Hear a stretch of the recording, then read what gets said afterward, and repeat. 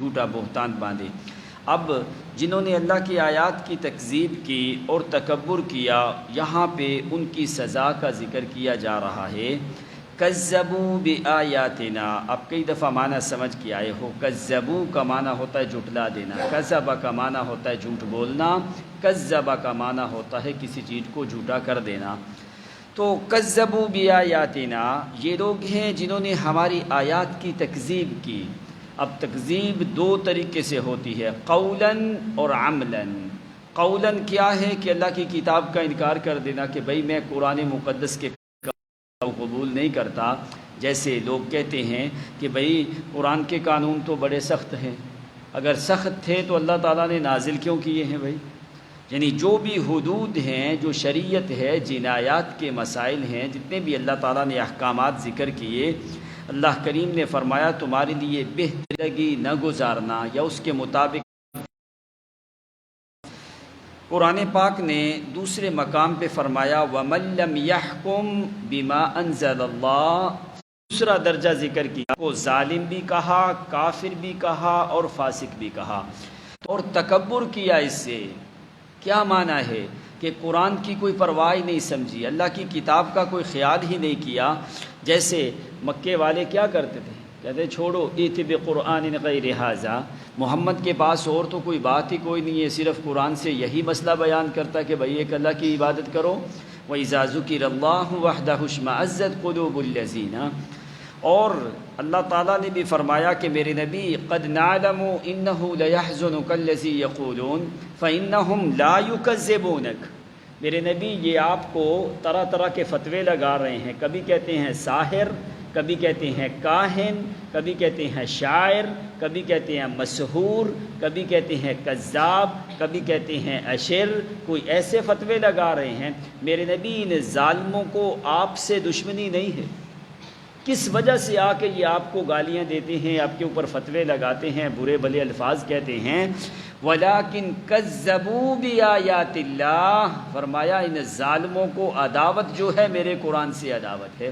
قَدْ نَعْلَمُ إِنَّهُ لَيَحْزُنُكَ الَّذِي يَقُولُونَ فَإِنَّهُمْ لَا يُكَذِّبُونَكَ، اگر میرے نبی آپ کی یہ تکذیب نہیں کر رہے ڈائریکٹ، کیوں کر رہے ہیں؟ وَلَٰكِنَّ الظَّالِمِينَ بِآيَاتِ اللَّهِ يَجْحَدُونَ، ان ظالموں کو ہماری کتاب سے عداوت ہے، ہماری قرآن سے ان کو عداوت ہے۔ اگر آپ سے عداوت ہوتی تو 40 سالہ نبوت سے پہلے بھی عداوت کرتے۔ اگر آپ کے ساتھ انہوں نے دشمنی کرنی ہوتی تو 40 سالہ پہلے بھی دشمنی کرتے، لیکن نبوت سے پہلے 5 سال پہلے نبی علیہ الصلوۃ والسلام نے بیت اللہ کی تعمیر کی، آپ کی عمر مبارک 35 برس تھی، 8ویں دفعہ جب بیت اللہ کی تعمیر ہوئی ہے، تو جتنے جتنے نبی علیہ السلام کے بڑے دشمن بنے نبوت کے بعد وہ سارے شریک تھے۔ ان میں سے ولید ابن مغیرہ بھی ہے، عاص بن وائل ہے، حارث بن طلاتلہ، ابو جہل، اخنس ابن شریب، یہ بڑے بڑے جو کافر تھے، ان سب نے یہ فیصلہ کیا کہ ھذا الامین رضینا، کہ یہ ہمارا امین ہے، اس کے فیصلے کے اوپر ہم راضی ہیں۔ انہی لوگوں نے نبی علیہ السلام کو امین کہا، آپ کو صادق کہا، آپ کے فیصلے پہ رضامندی کا جو ہے رضامندی کو ظاہر کیا۔ لیکن جس وقت اللہ کی وحدانیت کا ذکر کیا تو سب سے زیادہ یہی لوگ تھے نبی علیہ الصلوۃ والسلام سے جو ہے مذاق کرنے والے۔ قرآن نے کہا وَإِذَا رَأَوْكَ إِن يَتَّخِذُونَكَ إِلَّا هُزُوًا، میرے نبی یہ کتنے ظالم لوگ ہیں۔ وَإِذَا رَأَوْكَ، جب بھی یہ آپ کو دیکھتے ہیں نا تو کیا کرتے ہیں؟ إِن يَتَّخِذُونَكَ إِلَّا هُزُوًا، یہ آپ سے مذاق کرتے ہیں۔ کوئی کہتا ہے وہ دیکھو وہ شاعر جا رہا ہے، کوئی کہتا ہے وہ پاگل جا رہا ہے، کوئی کہتا ہے وہ مجنون جا رہا ہے، کوئی کہتا ہے وہ مسحور جا رہا ہے، کوئی کہتا ہے ساحر جا رہا ہے، کوئی کہتا ہے کاہن جا رہا ہے۔ تو پھر طنز کے طور پہ کیا کہنے لگے؟ اَھَذَا الَّذِي بَعَثَ اللَّهُ رَسُولًا، اللہ نے یہی رسول ہماری طرف بھیجنا تھا۔ الیاذ باللہ، کہنے لگے اَھَذَا الَّذِي بَعَثَ اللَّهُ رَسُولًا، یہی اللہ کو رسول ملا تھا ہمارے لیے بھیجنے کے لیے، اور یہی قرآن ملا تھا ہماری ہدایت کے لیے۔ تو اللہ تعالیٰ کو غضبناک کیا، تو اللہ تعالیٰ نے فرمایا جو ہماری آیات کی تکذیب کرنے والے لوگ ہیں اور قرآن سے تکبر کرنے والے لوگ ہیں، لا تفتح لهم ابواب السماء، ہم ان کے لیے آسمان کے دروازے نہیں کھولیں گے۔ ایک فائدہ تو یہ ہوا کہ اللہ نے آسمان پہ دروازے رکھے، آسمان پہ دروازے، ایسا نہیں کہ سیدھا جو مرضی آسمان پہ چڑھ جائے، فرمایا ایسی نہیں ہے. لا تفتح لهم ابواب السماء. اب کیسے ان کے لیے آسمان کے دروازے نہیں کھلیں گے؟ ان کے جتنے اعمال ہیں، ظاہر ہے مومن بندے کا عمل ہمیشہ اوپر جاتا ہے. قرآن نے کیا کہا؟ الیہ یصعد الکلم الطیب والعمل الصالح یرفع، کہ عمل الصالح یرفع، جو عمل صالح ہوتا ہے وہ آسمان کی طرف جاتا ہے. آپ کئی دفعہ معنی سمجھ کے آئے ہو. عمل صالح، ایمان کے بغیر عمل صالح نہیں ہوتا. اگر ایمان کوئی نہیں تو عمل صالح کوئی نہیں. تو انہوں نے اللہ کی آیات کا انکار کیا، تکذیب کی، تکبر کیا، تو ان کو ایمان ملا. اگر ایمان نہیں ملا تو ان کے جتنے بھی اعمال ہیں آسمان کے نیچے ہی رہیں گے، اوپر نہیں جا سکتے. اس لیے اللہ تعالیٰ نے فرمایا لا تفتح لهم ابواب السماء، ان کے لیے آسمان کے دروازے نہیں کھولے جائیں گے. کیوں نہیں کھولے جائیں گے؟ اس لیے کوئی ایسا عمل ہے ہی نہیں جو اوپر تک پہنچنے کی طاقت رکھتا ہو. اوپر تک پہنچنے کی طاقت رکھتا ہے عمل صالح. آمنوا وعملوا الصالحات. اگر ایمان نہ ہوا تو عمل صالح نہیں ہوتا، وہ عمل حسن ہوتا ہے. حسن کی جزا اللہ تعالیٰ دنیا میں دے دیتا ہے. جو بھی کافر عمل کرتے ہیں ان کی اللہ تعالیٰ ان کو جزا جو ہے وہ دنیا میں دے دیتے ہیں. اس لیے فرمایا لا تفتح لهم ابواب السماء، ان کے لیے آسمان کے دروازے نہیں کھولے جائیں گے. پہلے یہ تھا کہ آسمان کے دروازے کھلتے، جنات جو ہیں وہ آسمان کی طرف چلے جاتے. اللہ تعالیٰ نے ان کو قوت دی، طاقت دی کہ وہ آسمان کی طرف جا سکتے ہیں.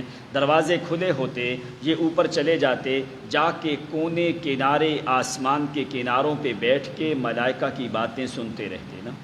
تو جس وقت قرآن کا نزول ہوا، قرآن کا نزول ہونے سے پہلے اللہ تعالیٰ نے آسمان کے دروازے بند کر دیے. تو ایک روایت میں بھی آتا ہے ابلیس نے کہا کہ بھائی کیا مسئلہ ہوا ہے، ایسے کرو ہر علاقے کی مٹی جو ہے وہ میرے پاس لے کے آؤ. ابلیس کے پاس جو ہے کچھ ہر ممالک کی مٹی جو ہے جنات شیاطین جو تھے وہ لے کے گئے. جس وقت لے کے گئے تو جس وقت تہامہ کے علاقے یعنی حجاز کا، یہ مکے کا جو علاقہ ہے، اس علاقے کی مٹی گئی تو ابلیس نے اس مٹی کو سونگا.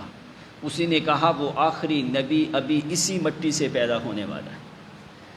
اور اس نے کہا اسی مٹی سے وہ پیدا ہوا ہے، ابھی عنقریب مجھے لگتا ہے کہ اس آخری نبی کا ظہور ہونے لگا ہے. اس وجہ سے آ کے اللہ تعالیٰ نے شیاطین کے لیے آسمان کے دروازے بند کر دیے.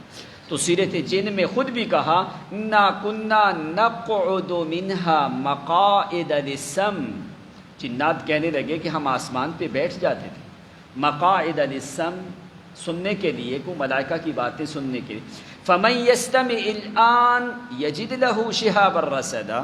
ابھی کیا ہوا، ابھی ہم اوپر پہنچتے بھی نہیں کہ ایک آگ کا شعلہ جو ہے، شہاب جو ہے وہ ہمارے پیچھے لگ جاتا ہے، ہم اوپر تک پہنچنے بھی نہیں سکتے.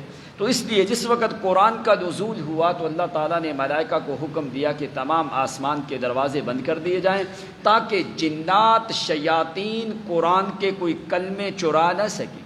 ملائکہ اوپر آپس میں بیٹھ کے باتیں کرتے ہیں، تو اس لیے اللہ تعالیٰ نے فرمایا لِيَعْلَمَ أَنْ قَدْ أَبْلَغُوا رِسَالَاتِ رَبِّهِمْ، تاکہ نبی علیہ الصلوۃ والسلام کی زبان تک پہنچنے سے پہلے نہ کوئی فرشتے نے تلاوت کی ہے نہ کسی جن نے تلاوت کی. سب سے پہلے قرآن کے کلمات نکلے ہیں تو نبی علیہ الصلوۃ والسلام کی زبان سے. لِيَعْلَمَ أَنْ قَدْ أَبْلَغُوا رِسَالَاتِ رَبِّهِمْ، فرمایا تاکہ یہ بات معلوم ہو جائے کہ ہم نے مکمل طور پہ محفوظ طریقے سے اس قرآن کو، وحی کو نبی علیہ الصلوۃ والسلام تک پہنچا دیا. اس لیے حدیث میں آتا ہے کہ 70,000 جبریل کے ساتھ ملائکہ دائیں ہیں، 70,000 بائیں ہیں، 70,000 آگے ہیں، 70,000 پیچھے ہیں. اس اعزاز کے ساتھ لوح محفوظ سے بیت العزت میں قرآن کو منتقل کیا گیا. پھر بیت العزت سے پھر موقع مناسبت کے لحاظ سے جب بھی جبریل قرآن مقدس کی آیات لے کے آتے تو ہزاروں فرشتوں کے پہرے میں یہ قرآن مقدس کی آیات لائی جاتی. تو فرمایا ایسے لوگ کیوں ان کے پاس ایمان کوئی نہیں، کیوں نہیں ایمان کہ کذبوا بآیاتنا، ایمان تو ملنا تھا قرآن سے، تو قرآن کا انہوں نے تکذیب کر دی، تکبر کر دیا. اس لیے ان کے اعمال ایسے نہیں ہیں کہ جو آسمان کی طرف اٹھائے جائیں، اس وجہ سے کہ لا تفتح لهم ابواب السماء، ان کے لیے آسمان کے دروازے نہیں کھولے جاتے۔ اب جب قرآن پڑھا جاتا ہے تو سیدھا آسمان کی طرف جاتا ہے، اور جب قرآن پڑھا جاتا ہے تو سیدھے فرشتے آسمان سے نیچے اترتے ہیں۔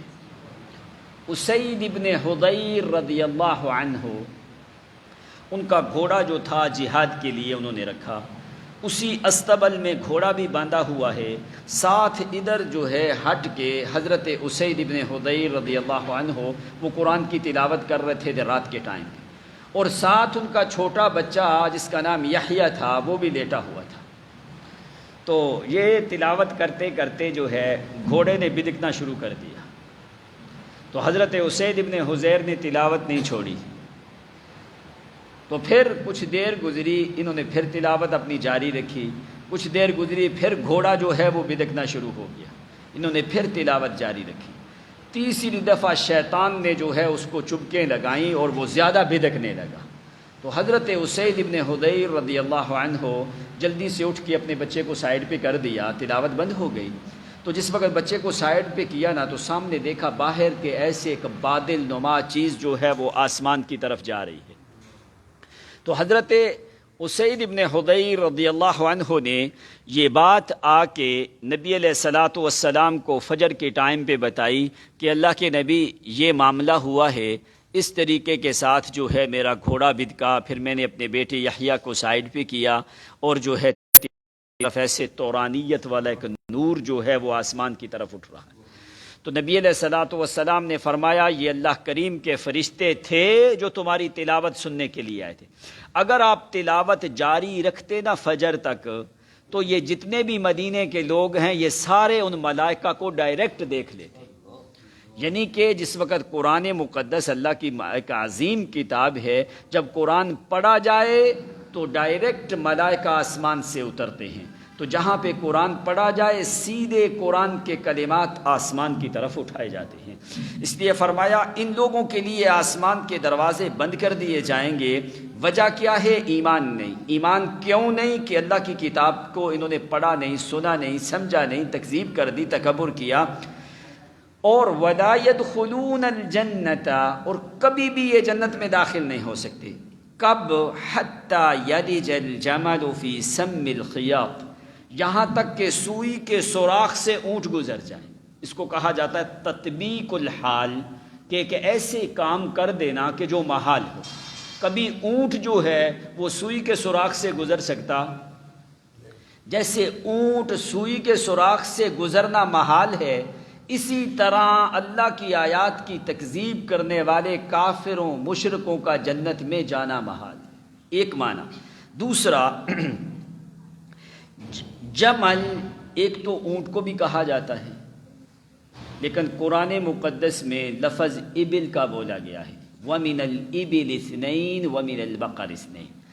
کچھ مفسرین نے یہاں پہ معنی جمل کیا کیا ہے، جس وقت سمندر میں جہاز چلتا ہے، بندرگاہ پہ جہاز پہنچتا ہے، اس کو پہلے زمانے میں ایک بڑا موٹا رسا ہوتا تھا، بڑی رسی جو ہے اس کو بلوں کے ساتھ لپیٹا جاتا تھا، جیسے بل والی رسی نہیں ہوتی، اس طرح موٹی رسی ہوتی تھی، اس کو جس وقت جہاز آتا تو فوری اس رسی کو ڈال دیتے اس جہاز کے آگے، تو جہاز پھر آگے پیچھے نہیں ہوتا تھا۔ اس موٹی رسی کو بھی جمل کہا جاتا ہے۔ تو اگر سوئی کے ساتھ دھاگے کی تطبیق زیادہ اہم ہے، اگر وہ معنی کیا جائے تو وہ معنی محال نہیں ہے، جیسے وہ موٹا رسا سوئی کے سوراخ سے گزر سکتا نہیں ہے، جیسے وہ جہاز روکنے والا موٹی بل والی رسی، جیسے وہ سوئی کے باریک سوراخ سے گزر نہیں سکتی، اسی طرح کافروں مشرکوں کا جنت میں جانا محال ہے۔ تو اس کو بھی کہا جاتا ہے جمل، جو کہ حضرت ابن عباس رضی اللہ تعالیٰ عنہ نے اس جملے کے اوپر معنی کیا ہے، لیکن اکثر مفسرین نے یہ معنی نہیں لیا، وہ اونٹ والا معنی لیا ہے، لیکن وہ معنی جو ہے وہ زیادہ تطبیق رکھتا ہے سوئی کے ساتھ۔ اس لیے فرمایا یہاں تک کہ وہ موٹی رسی جو ہے وہ سوئی سے گزر نہ جائے، یا پھر اونٹ جو ہے وہ سوئی کے سوراخ سے گزر نہ جائے، جیسے ان کا گزرنا محال اسی طرح کافر مشرک کا جنت میں جانا محال ہے۔ وَكَذَلِكَ نَجْزِي الْمُجْرِمِينَ، اسی طرح اب آخری بات کیا کہ قرآن نے ان کو مجرم کہا ہے۔ فرمایا ایک ہوتا ہے ملزم، ایک ہوتا ہے مجرم۔ مجرم وہ ہوتا ہے جس پہ جرم ثابت ہو جائے، ملزم وہ ہوتا ہے جو شبے میں لوگ پکڑ لیتے ہیں، 3-4 آدمی پکڑ لی، ایف آئی آر میں لکھا جاتا ہے کہ بھئی یہ ملزمین ہیں، ملزم پکڑے گئے ہیں، تو جس کے اوپر الزام ہو۔ مجرمین، قرآن نے ان کو کہا ہم مجرموں کو اسی طرح سزا دیتے ہیں۔ جرم کیا ہے؟ کذبوا بآیاتنا، جرم ثابت ہو۔ اللہ تعالیٰ کو تو تفتیش کرنے کی ضرورت نہیں ہے، اسی لیے اللہ تعالیٰ نے صاف ظاہر کر دیا کہ بھئی یہ مجرم ہیں، انہوں نے جرم کیا کیا ہے کہ اللہ کی آیات کو تکذیب کر دی۔ دوسرے مقام پہ فرمایا وَتَرَى الْمُجْرِمِينَ يَوْمَ تَرَى الْمُجْرِمِينَ، میرے نبی آپ دیکھو گے قیامت کے دن مجرمین کہ جہنم کے کس طبقے میں چلے جاتے ہیں۔ ان المجرمین فی عذاب جہنم خالدون لا یفتر عنہم وہم فیہ مبلسون، فرمایا مجرمین جہنم میں ہوں گے، اس عذاب سے کبھی بھی وہ جدا ہو سکتے نہیں ہیں۔ اللہ تعالیٰ محفوظ رکھے۔ الحمد للہ رب العالمین والعاقبۃ للمتقین والصلاة والسلام علی سید الانبیاء والمرسلین ربنا فاغفر لنا وارحمنا انت خیر الراحمین اللهم انا نعوذ بك من عذاب النار ونعوذ بك اللهم من عذاب جهنم اللهم احفظنا من كل سوء وبلاء وفتن ما ظهر منها وما بطن ربنا اغفر لنا ولإخواننا الذين سبقونا بالإيمان ولا تجعل في قلوبنا غلا للذين آمنوا ربنا إنك رؤوف رحيم تقبل منا إنك أنت السميع العليم وتب علينا إنك أنت التواب الرحيم صلى الله تعالى